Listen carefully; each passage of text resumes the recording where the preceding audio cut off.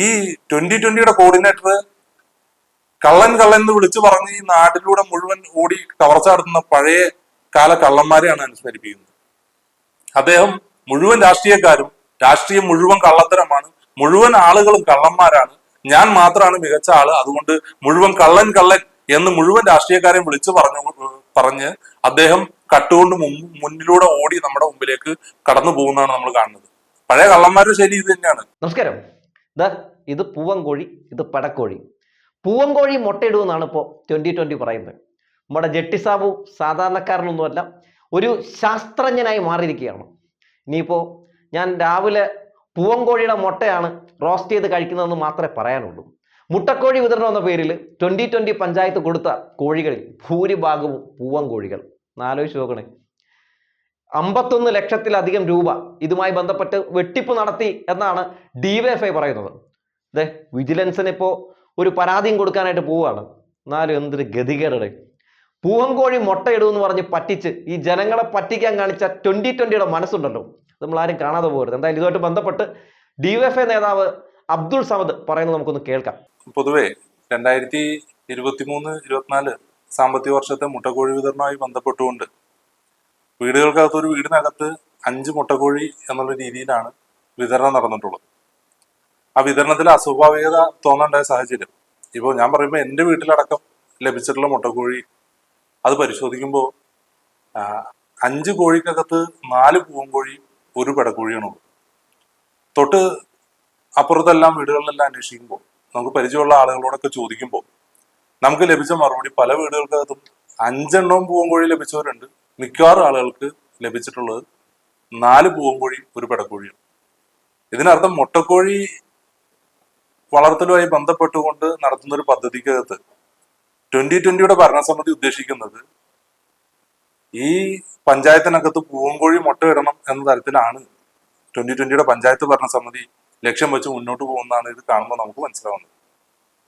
മാത്രമല്ല, ഇതിനകത്ത് വലിയൊരു അഴിമതിയാണ്.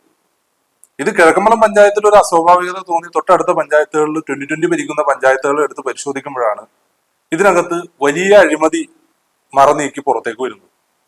ഒരു പഞ്ചായത്തിനകത്ത് 20,000 മുട്ടക്കോഴി കുഞ്ഞുങ്ങളെയാണ് വിതരണം ചെയ്തിട്ടുള്ളത്.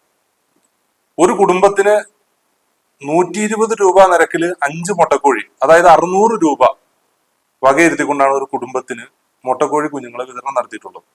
അതായത് പെടക്കോഴിക്കാണ് 120 രൂപ ചാർജ് ചെയ്തിട്ട് 5 പെടക്കോഴിക്ക് 600 രൂപ എന്നുള്ള തരത്തിലാണ് ഇത് ഈടാക്കുന്നത്. അപ്പോൾ ഫണ്ട് വകയിരുത്തിയിട്ടുള്ളത് ആ തരത്തിലാണ്.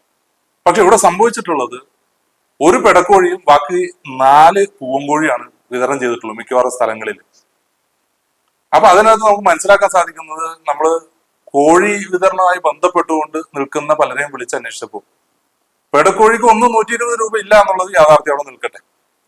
ഈ 120 രൂപ പൂവൻകോഴിക്ക് ഉണ്ടോ എന്നുള്ളത് പരിശോധിക്കുമ്പോഴാണ് 40 രൂപ, 50 രൂപയിൽ താഴെയാണ്. അതായത് 40 രൂപയ്ക്കാണ് മറ്റു സംസ്ഥാനങ്ങളിൽ നിന്ന് ഈ കോഴിയെ എടുത്ത് ഇവിടെ വിതരണം നടത്തുന്നത്.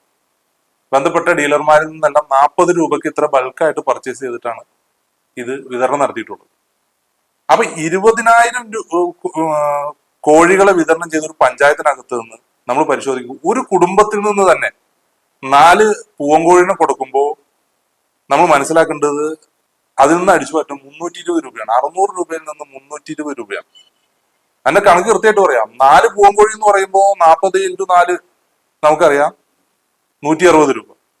അതിന്റെ ഒപ്പം ഒരു പെടക്കോഴി 120 രൂപ. മൊത്തം 280 രൂപയാണ് ചെലവ് വരുന്നുള്ളൂ. നമ്മൾ മനസ്സിലാക്കേണ്ടത്, അതായത് 600 രൂപ വകയിരുത്തിയ ഒരു കുടുംബത്തിൽ നിന്ന് 320 രൂപ ഈ 2020 ഭരണസമിതികൾ പിടിച്ചു പറിക്കുകയാണ്. ഇത് ഈ ഒരു പഞ്ചായത്തിലെ പ്രശ്നമല്ല. 320 രൂപ പിടിച്ചു പറിക്കുമ്പോൾ നമ്മൾ മനസ്സിലാക്കേണ്ടത്, ഈ 4 പഞ്ചായത്തിനും കണക്കെടുക്കണം. 320 × ഈ 20,000 കോഴി വീതം ഒരു പഞ്ചായത്തിലെ കണക്ക് കൂട്ടുമ്പോൾ 4 പഞ്ചായത്തിലെ കണക്ക് കൂട്ടുമ്പോൾ 16,000 കോഴിനെയാണ് വിതരണം ചെയ്തിട്ടുള്ളത്. ഈ 16,000 കോഴിക്ക് ഇവര് 96 ലക്ഷം രൂപയാണ് 120 രൂപ വെച്ച് ചെലവ് കണക്കാക്കുന്നത്. സത്യത്തിൽ കൊടുത്തിട്ടുള്ള എങ്ങനെയാണ്? 320 രൂപ വീതം ഓരോ കുടുംബത്തിന്റെയും പിടിച്ചു പറിക്കുമ്പോൾ ഈ 96 ലക്ഷത്തിൽ നിന്ന് നമ്മൾ പരിശോധിക്കുമ്പോൾ 16,000 കോഴിക്ക് 320 രൂപ വെച്ച് ഇവര് പിടിച്ചു പറിക്കുകയാണ് ഓരോ കുടുംബത്തിൽ നിന്ന്. 51,20,000 രൂപയുടെ അഴിമതിയാണ് അങ്ങനെ കണക്ക് കൂട്ടുമ്പോൾ 4 പഞ്ചായത്തിൽ നിന്ന്. ഇത് ചുരുങ്ങിയ കണക്കാണ്, ഇതിലും ഭീകരമായി വർദ്ധിക്കാനാണ് സാധ്യത. 51,20,000 രൂപ കോഴി വിതരണം ചെയ്തതിലും മാത്രം പിടിച്ചു പറിക്കുക എന്നുള്ളത് നമ്മൾ മനസ്സിലാക്കേണ്ട ഒരു കാര്യം. ഈ 2020 കോർഡിനേറ്റർ കള്ളൻ എന്ന് വിളിച്ചു പറഞ്ഞ് ഈ നാട്ടിലൂടെ മുഴുവൻ ഓടി കവർച്ച നടത്തുന്ന പഴയ കാല കള്ളന്മാരെയാണ് അനുസ്മരിപ്പിക്കുന്നത്. അദ്ദേഹം മുഴുവൻ രാഷ്ട്രീയം മുഴുവൻ കള്ളത്തരമാണ്, മുഴുവൻ ആളുകളും കള്ളന്മാരാണ്, ഞാൻ മാത്രമാണ് മികച്ച ആള്, അതുകൊണ്ട് മുഴുവൻ കള്ളൻ എന്ന് മുഴുവൻ രാഷ്ട്രീയക്കാരെയും വിളിച്ചു പറഞ്ഞ് അദ്ദേഹം കട്ടുകൊണ്ട് മുന്നിലൂടെ ഓടി നമ്മുടെ മുമ്പിലേക്ക് കടന്നു പോകുന്നതാണ് നമ്മൾ കാണുന്നത്. പഴയ കള്ളന്മാരുടെ ശൈലി ഇത് തന്നെയാണ്. അവൻ കട്ടുകൊണ്ട് വീട്ടിൽ നിന്ന് ഇറങ്ങി ഓടുമ്പോ അവൻ കള്ളൻ എന്ന് ഉറക്കെ വിളിച്ചു പറഞ്ഞുകൊണ്ട് ഓടും. എന്തിനാ? തൊട്ടുപുറകുള്ള ജനങ്ങൾ തന്നെ പിടിക്കാതിരിക്കാൻ വേണ്ടി, കള്ളൻ മുമ്പിലാണെന്ന് കരുതി കള്ളനെ പിടിക്കാൻ ആളുകൾ ഓടും എന്നുള്ള തരത്തിൽ.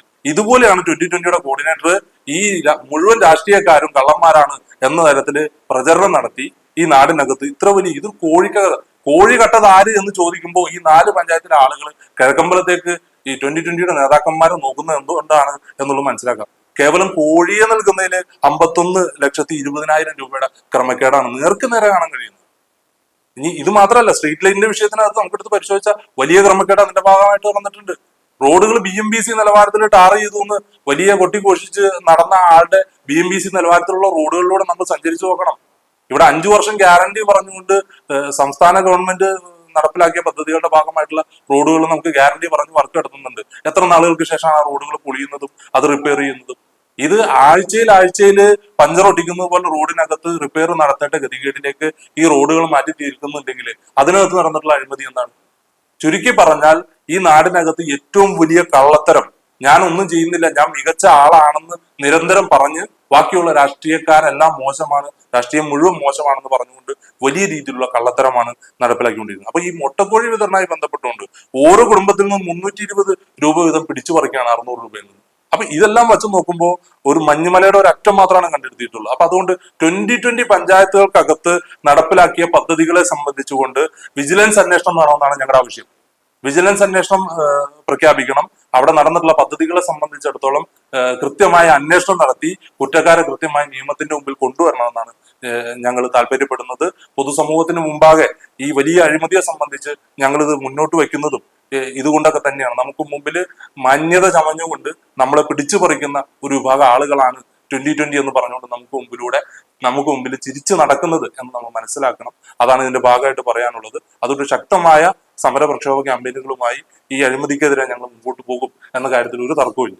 ഈ പിടക്കോഴി മാത്രമല്ല പൂവൻകോഴി മുട്ടയിടുമെന്ന് ഈ ജട്ടി സാബു ഒക്കെ പറയുമ്പോൾ പൂവൻകോഴി മുട്ടയിടുമെന്ന് പറഞ്ഞ് വിശ്വസിച്ച് പൂവൻകോഴിക്ക് വേണ്ടി വാദിക്കാൻ ഈ പാർട്ടിയിൽ ഏത് സംഘികളെ വെല്ലുന്ന ക്രിസംഘികൾ ഉണ്ടല്ലോ എന്ന് ആലോചിക്കുമ്പോഴാണ് നമിച്ചെണ്ണ എന്ന് പറയാതെ വയ്യ. നാളെ ഈ പൂവൻകോഴി പ്രസവിക്കുമെന്നും പ്രസവിച്ചു കഴിഞ്ഞാൽ പുറത്തു വരുന്നത് തീ തുപ്പുന്ന ഡ്രാഗൺ കുഞ്ഞുങ്ങളാണെന്നും ഈ ജട്ടി സാബു പറഞ്ഞാൽ അതും വിശ്വസിക്കുന്ന ഒരു പറ്റം ആളുകൾ ഇവർക്കൊപ്പമുണ്ട്.